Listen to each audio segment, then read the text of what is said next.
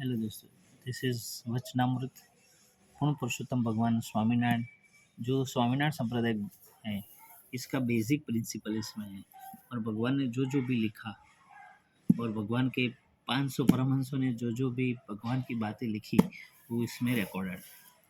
और ये आप पढ़ सकते हो, बहुत बेहतरीन बुक है।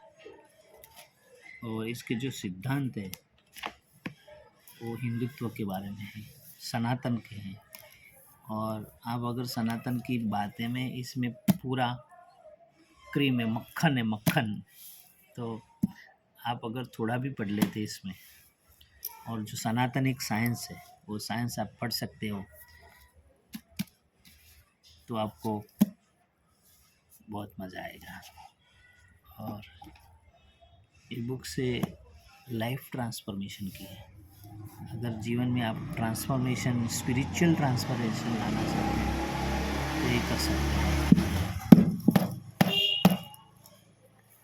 दिस इज वचनामृत। સ્વામિનારાયણ ભગવાન સર્વ અવતારના અવતારી, સર્વ કારણના કારણ એવા જ છે ભગવાન સ્વામિનારાયણ. એક બાર જરૂર પડે. Thank you very much.